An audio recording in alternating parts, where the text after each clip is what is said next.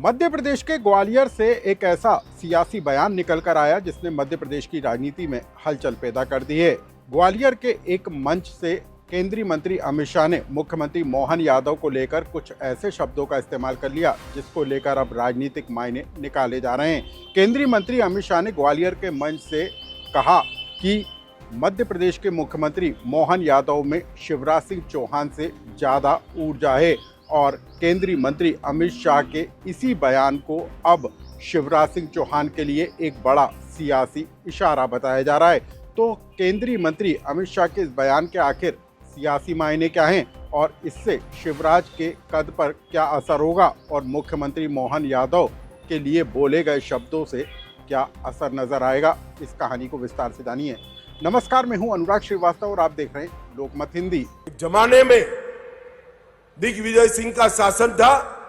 मध्य प्रदेश बीमारू शासन बनकर रह गया, बीमारू राज्य बनकर रह गया। शिवराज जी ने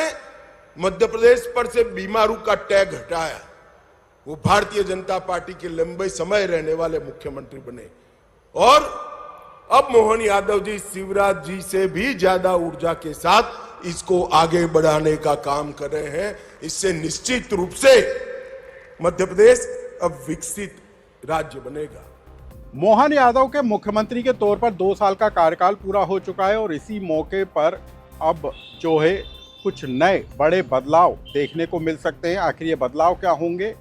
ये सब हम इसलिए कह रहे हैं क्योंकि मध्य प्रदेश के ग्वालियर में एक बड़ा कार्यक्रम आयोजित हुआ जिसमें केंद्रीय मंत्री अमित शाह शामिल हुए। केंद्रीय मंत्री अमित शाह ने मंच से मोहन यादव के कामों को लेकर पीठ जरूर थपथपाई, लेकिन कुछ सियासी इशारे भी दे दिए। केंद्रीय मंत्री अमित शाह ने दिग्विजय सिंह सरकार के समय मध्य प्रदेश को बीमारू राज्य बताकर और शिवराज सिंह चौहान के कार्यकाल में बीमारू से उबरने को लेकर अब मोहन यादव के सत्तारूढ़ होने पर विकसित मध्य प्रदेश होने की बात कह दी। सिर्फ इतना ही नहीं, केंद्रीय मंत्री अमित शाह ने इस बात का भी जिक्र किया कि शिवराज सिंह चौहान से ज़्यादा ऊर्जा के साथ मोहन यादव मध्य प्रदेश में काम कर रहे हैं। केंद्रीय मंत्री अमित शाह ने एक तरीके से साफ तौर पर शिवराज सिंह चौहान को भी सियासी इशारा दे दिया कि अब मोहन यादव जिस ऊर्जा के साथ काम कर रहे हैं उसके साथ ही मध्य प्रदेश विकसित राज्य की तरफ बढ़ता हुआ नजर आएगा।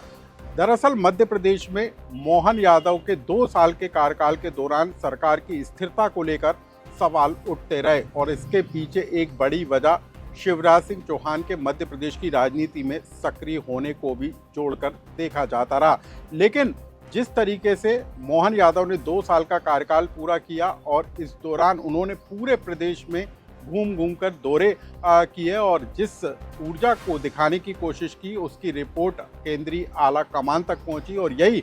वजह थी कि अमित शाह ने ग्वालियर के मंच से न सिर्फ मोहन यादव के ऊर्जा भरे कामों को लेकर जमकर तारीफ की बल्कि शिवराज सिंह चौहान की तरफ भी एक सियासी संकेत देते हुए साफ कर दिया कि अब मध्य प्रदेश में पूरी तरीके से मोहन राज होगा और मोहन यादव जो हैं वो शिवराज सिंह चौहान से ज़्यादा ऊर्जा के साथ मध्य प्रदेश के लिए काम कर रहे हैं। अब आप जान लीजिए कि सिर्फ अमित शाह का जो एमपी का ग्वालियर दौरा था वो सिर्फ बीजेपी में मोहन यादव बनाम शिवराज को लेकर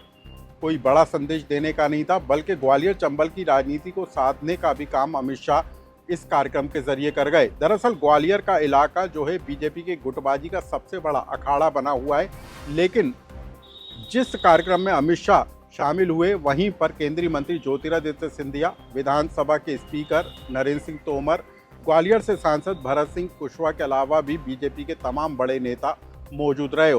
और इसी एक कार्यक्रम के जरिए अमित शाह ने कई समीकरणों को साधने की कोशिश की। एक तो मध्य प्रदेश में साफ तौर पर अमित शाह ने संकेत दे दिया कि अब मध्य प्रदेश में विकसित मध्य प्रदेश के लिए मोहन सरकार के नेतृत्व में ही बीजेपी आगे बढ़ती हुई नजर आएगी। साथ ही शिवराज को लेकर दिए गए सियासी संकेत में भी अमित शाह ने साफ कर दिया कि अब जो है पूरी ऊर्जा बीजेपी की मोहन यादव के साथ है। साथ ही ग्वालियर चंबल की राजनीति में जो उठापटक चल रही है उसको लेकर भी अमित शाह ने कई बड़े सियासी संकेत दे डाले। मतलब साफ है कि एक कार्यक्रम के जरिए केंद्रीय मंत्री अमित शाह ने मध्य प्रदेश की बीजेपी की उस नीति को बताने की कोशिश की कि जिस नीति के सहारे अब बीजेपी आने वाले दिनों में आगे बढ़ती हुई नजर आएगी और वो नीति है मोहन यादव के नेतृत्व में काम करने वाली रणनीति। इस खबर से जुड़ा यदि आपका कोई सुझाव या कमेंट्स हो तो हमें कमेंट्स बॉक्स में लिखकर जरूर बताएं।